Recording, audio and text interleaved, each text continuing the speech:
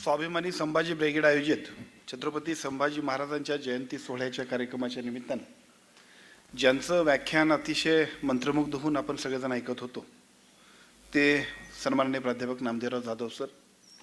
या कार्यक्रमाच्या निमित्तानं ज्यांचा आपण सगळेजण सत्कार करणार आहोत ते सर्व सन्माननीय सत्कारमूर्ती. या कार्यक्रमाच्या निमित्तानं ॲडव्होकेट कल्याणी मानगवे, डॉक्टर पायल देवस्कर, सन्माननीय राहुल पाटील, अभिजित कांजर, धनाजी आमते, संतोषजी बर्गे. या कार्यक्रमाच्या निमित्तानं कार्यक्रमाचे अध्यक्ष ॲडव्होकेट पृथ्वीराज राणे, प्राध्यापक मधुकर पाटील, चेतन आरमाळ, सन्माननीय आमचे पारसभाई ओसवाल, ॲडव्होकेट कल्याणी मानगवे, सर्व मान्यवर.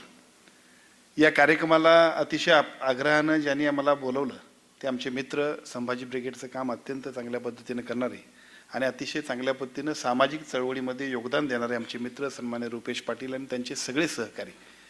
अतिशय चांगल्या पद्धतीने या सगळ्या कार्यक्रमाच्या निमित्तानं उपस्थित असणारे. या कार्यक्रमाच्या निमित्तानं एका बाजूला छत्रपती संभाजी महाराजांची प्रेरणा घ्यावी म्हणून आजच्या या कार्यक्रमाच्या निमित्तानं या ठिकाणी जयंतीच्या कार्यक्रमाच्या निमित्तानं उपस्थित असणारे सर्व कोल्हापूरवासीय, या कार्यक्रमाच्या निमित्तानं या ठिकाणी उपस्थित असणारे संभाजी ब्रिगेडचे सर्व सन्माननीय पदाधिकारी, सर्व सत्कारमूर्ती आणि मित्रांनो, कार्यक्रमाला उशीर खूप झाला आहे आणि ज्यांचं भाषण ऐकायचं होतं ते खूपच चांगल्या पद्धतीने आपण ऐकलं. खरं तर ते भाषण ऐकायलाच मी अगोदर आलो असतो तर अजून बरं झालं असतं, पण तरीसुद्धा त्या भाषणाचा खूप चांगल्या पद्धतीचा लाभ मलाही मिळाला. त्याबद्दल मी स्वतःला भाग्यवान समजतो. त्यांना कदाचित कल्पना नाही, पण मी निश्चितपणाने सांगेन जाधव सर आपल्याला की मराठा आरक्षणाची जी काही धावपळ सरपट सुरू झाली होती, वसंतराव मुळीक सर इथं बसलेत समोर, आणि अनेक सारख्या सगळ्या वेगवेगळ्या पद्धतीच्या आरोप प्रत्यारोपांच्या फेरीमध्ये व्हॉट्सअपवरती एक क्लिप आली होती. फिरायला जाणारी एक अशी काही मंडळी होती आणि त्याच्यामध्ये एक ग्रस्त टी शर्ट घातलेला, मला वाटतं असा आकाशी कलरचा टी शर्ट घातलेला ग्रस्त अगदी साध्या सोप्या भाषेत आरक्षणाचं सगळं सोल्युशन समजून सांगत होता 1 मिनिटाच्या आसपास.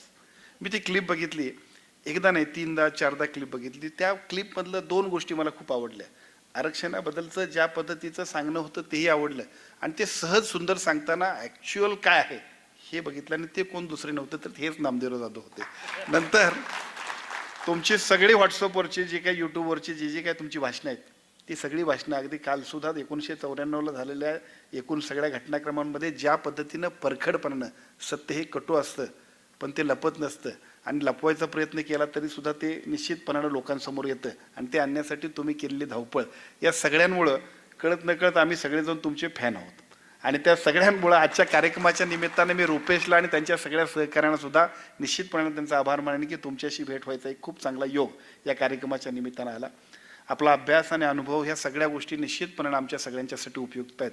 आणि त्याचबरोबर हे पुस्तकसुद्धा ज्याचा उल्लेख आपण केला, मी निश्चितपणाने आदरणीय एकनाथजी शिंदे साहेबांकडं या सगळ्यांबद्दल अतिशय चांगल्या पद्धतीनं सांगेन, बोलेन आणि या सगळ्याचा समावेशसुद्धा अतिशय या महाराष्ट्राच्या एकूणच आपल्या शैक्षणिक अभ्यासक्रमामध्ये होण्यासाठी जे काही करावं लागेल तेवढं करण्यासाठी आपण प्रयत्न करू.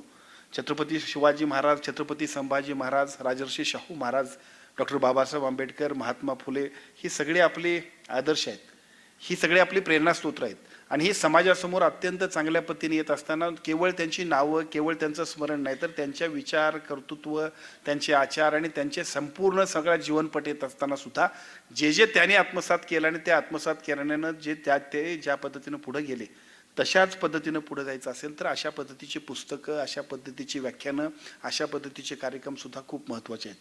बऱ्याच वेळा जयंतीच्या निमित्तानं उत्सव होतोय, डॉल्बी असा असतोय की त्या डॉल्बीच्या आवाजातनं उत्सव कुणाचा चाललाय, जयंती चालली काय कुठला एखादा आणखीन काय कार्यक्रम चालला हे समजत नाही.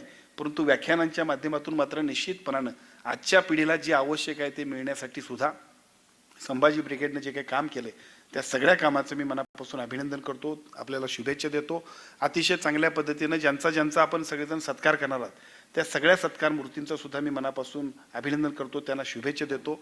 छत्रपती संभाजी महाराजांच्या जयंतीच्या निमित्तानं आपल्या सगळ्यांना सन्मानित केलं जाते. त्यामुळे मला असं वाटतं की तुमचं काम जेवढं चांगलं आहे त्याच्याही पलीकडे अजून खूप चांगल्या पद्धतीचं काम करण्याची जबाबदारी सुद्धा आजच्या कार्यक्रमाच्या निमित्तानं आम्ही सगळेजण तुमच्याकडे देतोय, याची जाणीव ठेवून तुम्हाला शुभेच्छा देतो. निश्चितपणानं या सगळ्याचा उपयोग आपल्या आयुष्यामध्ये खूप चांगल्या पद्धतीने करावा अशी विनंती करतो. खरं तर कार्यक्रमाला खूप उशीर आलो त्याबद्दल मी पहिल्यांदा माफी मागतो. मला असं वाटलं की कार्यक्रमाच्या एकूण धावपळीमध्ये पहिल्यांदा मिरवणुकीची सुरुवात करायची आहे काय, म्हणून मी आपल्याकडचे जे काही लोक होते त्यांना सांगितलं मी नंतर येतो. आता व्ही पी पाटील साहेब म्हटले, अहो त्या कार्यक्रमात सगळे लोक थांबलेत, देवल क्लबचा अध्यक्ष मी आहे, तिथं कार्यक्रम सुरू आहे आणि तुम्ही अजून इथंच आहे म्हटल्यानंतर मी मात्र धावत पळत आलो. त्यामुळे येताना आणि यायला ज्या झालेल्या उशिराबद्दल पुन्हा एकदा दिलगिरी व्यक्त करतो. परंतु रुपेशजी, हे जे काही काम चाललेलं आहे हे काम समाजासाठी खूप महत्त्वाचं आहे आणि आवश्यक आहे. अनेक वर्षे सगळे राजकीय सामाजिक चळवळीत काम करत असताना आपण सगळेजण सातत्यानं फक्त विजयसोच्या घोषणा देत असतो. परंतु त्या विजयसोच्या घोषणापेक्षा सुद्धा या पुस्तकामध्ये ज्या पद्धतीनं आपण लिहिलंय, त्या लिहिलेल्या त्या 2-4 ओळी ज्या आहेत त्या सगळ्याच्या सगळ्या आपण ज्यावेळी बघू तेव्हा निश्चितपणानं आपण सगळेजण सुद्धा खूप चांगल्या पद्धतीची प्रेरणा घेऊ. काय लिहिलंय तुम्ही? इथं लिहिलंय, जो समाज फक्त झेंडा मिरवत बसतो तो कोणती क्रांती करू शकत नाही.